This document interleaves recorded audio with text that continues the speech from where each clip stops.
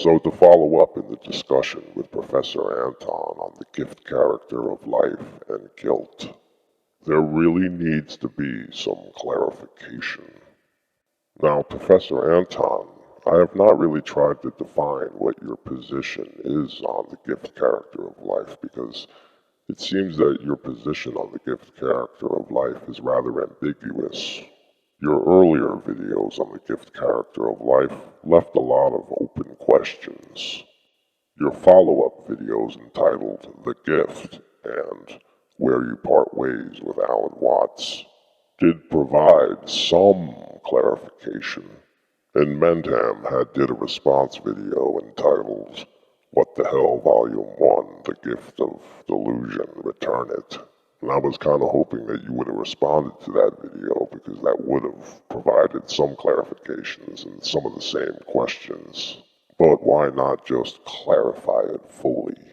So when we talk about the gift character of life, when we say life, we really mean consciousness, awareness, right?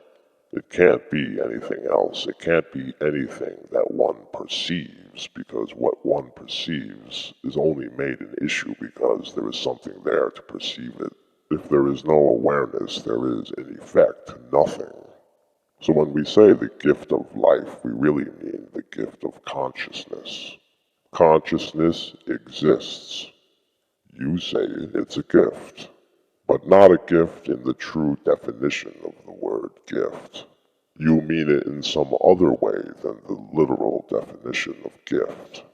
It would be so much easier and more clarified and less ambiguous just to come up with a better word, a better definition than gift. Because really, gift is not what you mean. It's an ill-suited word for the concept that you're trying to express. So to clarify the issue, the question really needs to be asked point blank. What is your theory of consciousness? You have not yet fully shared your position on this. It seems that you lean furthest from theism, that consciousness was bestowed by a god. Ironically, the one theory that the gift character of life would make most sense and be most accurate. But yet theism definitely does not seem to be your position.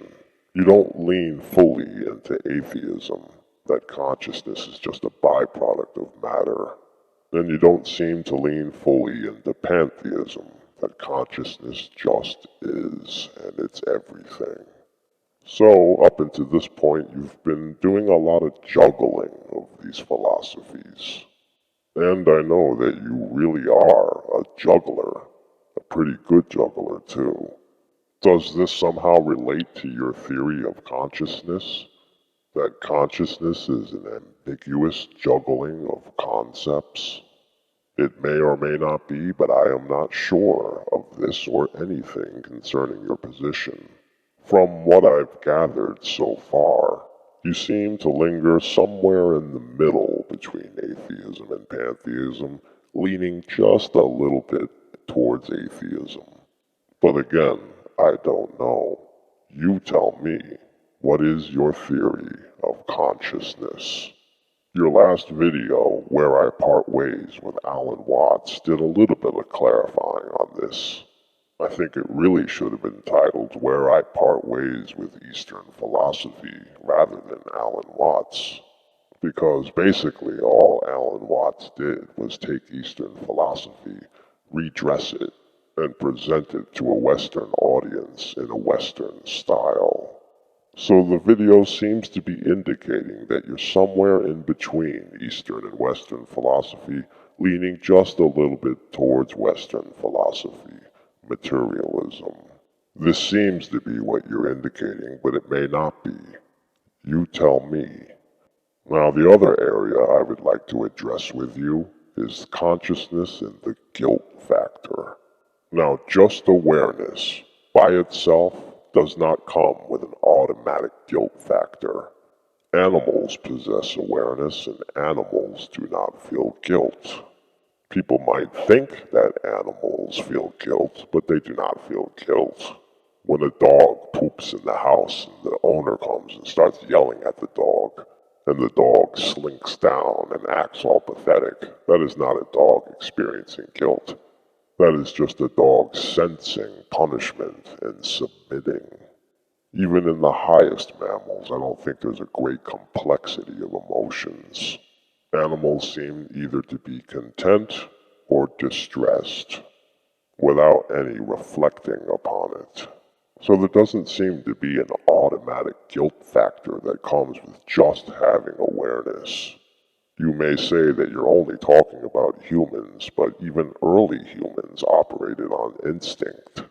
So it seems that the guilt factor is only regulated to a self-reflecting consciousness.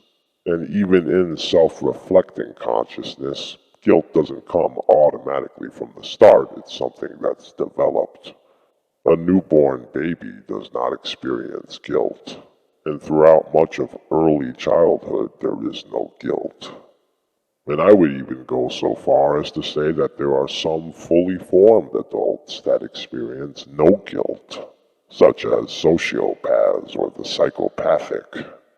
There again seems to be either contentment or distress based on punishment and reward. So it seems guilt is something that slowly develops and forms in self-aware consciousness only.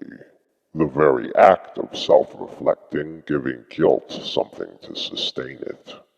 But my question, does it have to be that way? In other forms of consciousness, we see that no, it doesn't have to be that way. We see that it doesn't have to be that way even for modern human beings, because we do not start off that way. Out of nothing, guilt appears and then it develops.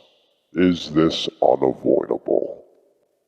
Now, no matter what your theory is as to what consciousness is, your theory of consciousness, if you believe that the substance of consciousness, the content matter of consciousness, is real, then there is no escape from the socio-historical context and our obligations towards it. But if you see that the substance of consciousness, the content matter, is of dreamlike quality, is but an illusion, then the socio-historical context and the obligations to it are just an attachment to illusion. And this is where Eastern and Western philosophy have trouble gelling. Western thought tells us what is real. And the idea that what is real is illusion is the illusion. Eastern thought tells us what is illusion. And the idea that what is illusion is real is the illusion. In some of your follow-up comments, you seem to be indicating more towards the Western philosophy. And it's interesting to point out that it's Western philosophy that has contention with Eastern philosophy. Eastern philosophy has no problem with Western philosophy. Eastern philosophy does not deny a thing about science and materialism in the world of objects. It is only suggesting that all these things are fabric of imagination. It is Western philosophy that says no, there is no element of imagination in it. What's real is real. It is material. Never mind consciousness. That is something that is either ambiguous or something we're going to have to chalk off to as a byproduct of matter. And from an atheistic Western materialist standpoint, it's easy to see why that all the spiritual practices from Eastern philosophy are dismissed as just mere atonements, guilt expiations from a given guilt that cannot be avoided. But nevertheless, I pose to you the questions. What is your theory of consciousness? Is there a better word for consciousness than gift? Because gift doesn't seem to be the right word. If something is stumbled upon, it is not a gift. Something that just is not a gift. Only something that is bestowed is a gift. So do you have a better word or definition than gift? And the other question of why must there be guilt? To say that guilt is a given that cannot be avoided only seems to be making excuses for the acts and choices that bring guilt. Must self-aware consciousness be guilty? Is there any way that self-aware consciousness can operate and not be guilty? Because to say no would really seem to absolve all responsibility. And if it's inevitable and cannot be changed, why put any effort forth to change it?